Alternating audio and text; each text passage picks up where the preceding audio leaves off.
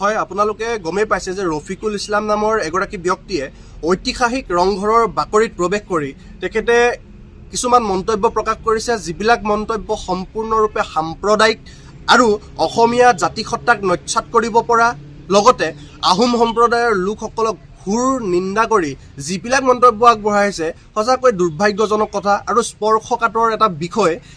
আমি ইয়াৰ পৰাই ৰফিকুল ইছলাম নামৰ যিটো অবৈধ বাংলাদেশী মিয়া কাটাতাৰ পাৰ হৈ আহি অসমত থাকি বসবাস কৰি ৬০০ বছৰ ৰাজত্ব কৰা আহোম সম্প্ৰদায়ৰ ঐতিহাসিক কীৰ্তিচিহ্ন ৰংঘৰৰ বাকৰিত তেখেতে প্ৰৱেশ কৰি যেনেকুৱা ধৰণৰ কথা বতৰা তেখেতে কৈছে, অসমীয়া জাতিসত্তাক যেনেদৰে ভাবুকি প্ৰদান কৰিছে, এয়া সঁচাকৈ দুৰ্ভাগ্যজনক কথা।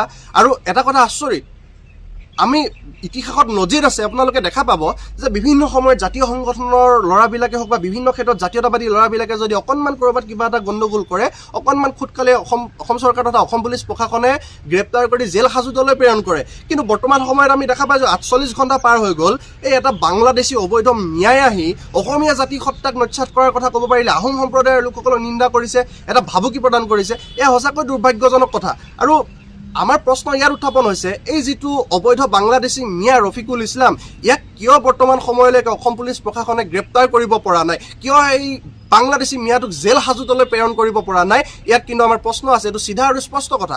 এই ৰফিকুল ইছলাম নামৰ অবৈধ বাংলাদেশী কাটাতাৰ পাৰ হৈ অহা মিয়াটোক এটা কথাই ক'ব বিচাৰিছোঁ, অসমীয়া খিলঞ্জীয়া জাতিসত্তাৰ ওচৰত, খিলঞ্জীয়া ৰাইজৰ ওচৰত, আহোম সম্প্ৰদায়ৰ লোকসকলৰ ওচৰত আঁঠু লৈ ক্ষমা খোজক, অন্যথা কিন্তু ইয়াৰ পৰিণাম ভুগিবলৈ সাজু থাকক। এয়া কিন্তু আমাৰ চিধা আৰু স্পষ্ট কথা। অসমত থাকি বসবাস কৰি ৬০০ বছৰ ৰাজত্ব কৰা আহোম সম্প্ৰদায়ৰ ঐতিহাসিক কীৰ্তিচিহ্ন ৰংঘৰৰ বাকৰিত তেখেতে প্ৰৱেশ কৰি যেনেকুৱা ধৰণৰ কথা বতৰা তেখেতে কৈছে, অসমীয়া জাতিসত্তাক যেনেদৰে ভাবুকি প্ৰদান কৰিছে, এয়া সঁচাকৈ দুৰ্ভাগ্যজনক কথা।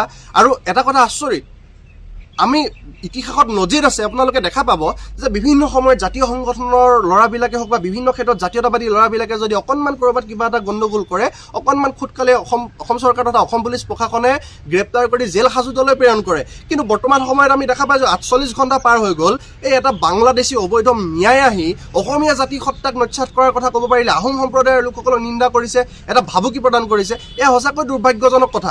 আৰু আমাৰ প্ৰশ্ন ইয়াত উত্থাপন হৈছে, এই যিটো অবৈধ বাংলাদেশী মিয়া ৰফিকুল ইছলাম, ইয়াক কিয় বৰ্তমান সময়লৈকে অসম পুলিচ প্ৰশাসনে গ্ৰেপ্তাৰ কৰিব পৰা নাই, কিয় এই বাংলাদেশী মিয়াটোক জেল হাজোতলৈ প্ৰেৰণ কৰিব পৰা নাই? ইয়াত কিন্তু আমাৰ প্ৰশ্ন আছে, এইটো চিধা আৰু স্পষ্ট কথা।